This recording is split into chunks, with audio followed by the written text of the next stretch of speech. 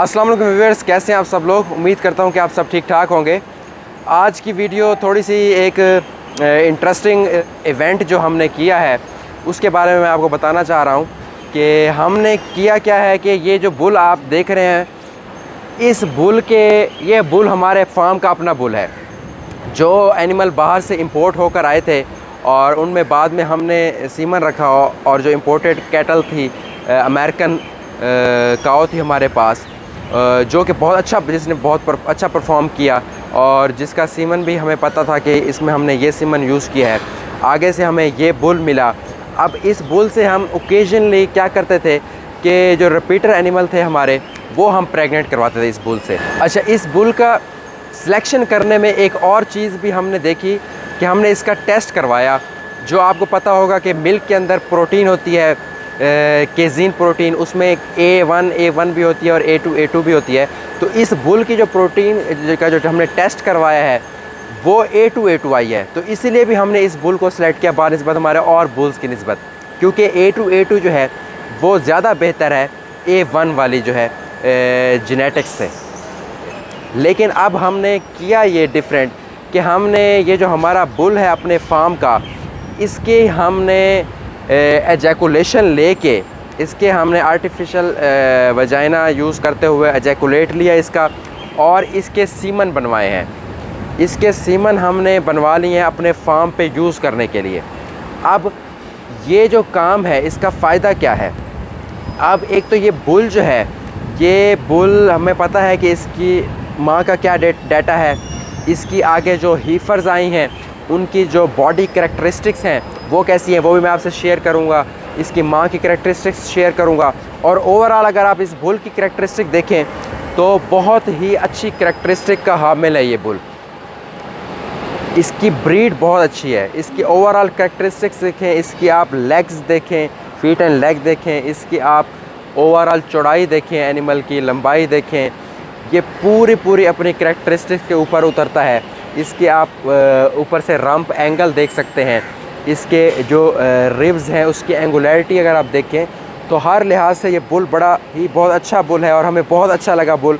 और हम चाहते थे कि अब हम जब हम इसको यूज़ कर रहे थे अपने एनिमल्स के अंदर, तो हम इसमें क्या करते थे कि ज़्यादा से ज़्यादा 1 या 2 बार दिन में हम इसे यूज़ कर लेते थे मैक्सिमम। और हर दिन एनिमल हीट में नहीं होता था। कभी प्रोटोकॉल हम लगा देते थे तो 20-20, 25-25 एनिमल आते थे। तो हम कुछ पोर्शन अपने इस बुल का रिसर्च के तौर पर यूज़ करना चाहते हैं कि हम देखना चाहते हैं कि हमारे अपने जो रेड बुल हैं, जो हम अपने खुद हमारे फार्म के जो बुल्स हैं, वो हमें आगे किस तरह का रिज़ल्ट देते हैं।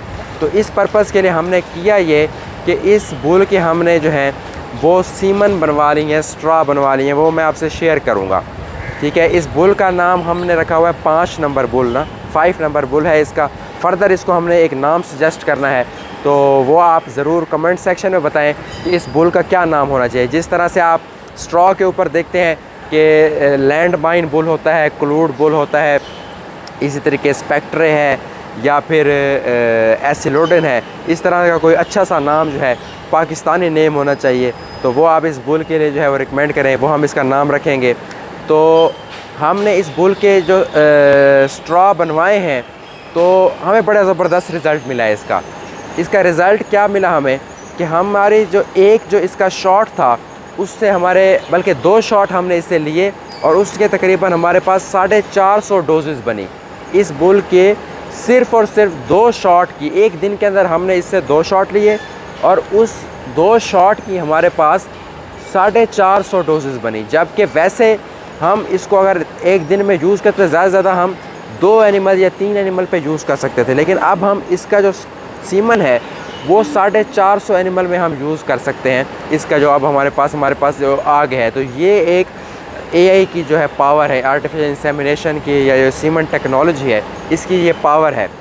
तो हमने इसके जो 450 जो हमें इसका जो स्ट्रॉज मिले हैं, उनकी एक और चीज़ बहुत अच्छी मिली हमें, वो ये कि इसके अंदर जो नंबर ऑफ़ स्पर्म्स हैं वो बहुत हाई हैं। अब नॉर्मल आप कन्वेंशनल सीमन लेने जाएं तो 12 से 13 मिलियन स्पर्म्स मिलते हैं, जबकि इस बुल के एक स्ट्रॉ में जो हमने टेस्ट करवाया, मैं साथ अटैच भी करूंगा रिपोर्ट इसकी, तकरीबन 27 मिलियन स्पर्म्स हमें मिले हैं इस बुल के, 27 मिलियन स्पर्म्स। और वो जो 27 मिलियन स्पर्म्स हैं उनमें से तकरीबन 50% फास्ट प्रोग्रेसिव मोटाइल हैं। तो ये क्राइटेरिया होता है, हम मिनिमम 50% इसको रखते हैं। तो तकरीबन कोई 13 मिलियन जो है इसके स्पर्म जो है फास्ट प्रोग्रेसिव मोटाइल हैं। तो एक तरफ जो कन्वेंशनल सीमन होता है कंपनी का आता है उसके अंदर 13 मिलियन टोटल होते हैं, जिसमें से फास्ट प्रोग्रेसिव मोटाइल अगर 50% हो तो 6-7 मिलियन। इसके अंदर 13 मिलियन फास्ट प्रोग्रेसिव मोटाइल हैं जो आगे की तरफ हरकत करते हैं और तेज़ हरकत करते हैं। तो इसकी फर्टिलिटी उनसे बहुत ज़्यादा डबल होने वाली है, क्योंकि नॉर्मल से ये डबल, उसने जो नंबर ऑफ़ स्पर्म्स भी उसके अंदर ज़्यादा हैं और जो मोटाइल स्पर्म्स हैं उनकी तादाद भी, जो फास्ट प्रोग्रेसिव मोटाइल स्पर्म है उनकी तादाद भी उनसे डबल है। तो हमें उसमें उसका रिज़ल्ट भी डबल मिलेगा। तो फर्दर इंशाल्लाह मैं इसके ऊपर हम रिसर्च कर रहे हैं कि हम इसका आगे हम अपने यूज़ करेंगे, लेकिन हम इन ब्रीडिंग का ध्यान में रखेंगे।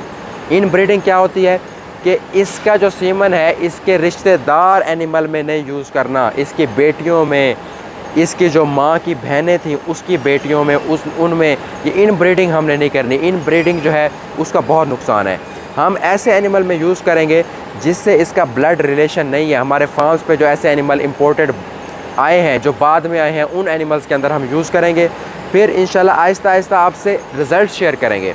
हमारा अगला प्लान ये है कि क्योंकि ये काम गवर्नमेंट को करना चाहिए, ये जो ब्रीड डेवलपमेंट है ये एक इतना सिंपल तो नहीं है, लेकिन एक कैलकुलेटेड प्रोसीजर है जो कर सकता है। अगर कोई फार्मर करना चाहे, अगर उसके पास रिसोर्सेज हैं, गवर्नमेंट करना चाहे वो भी कर सकती है। आप क्या कर सकते हैं, फॉर एग्ज़ाम्पल अगर आपको ये बुल अच्छा लगा है, आप इसकी जेनेटिकल टेस्टिंग भी करवाएं।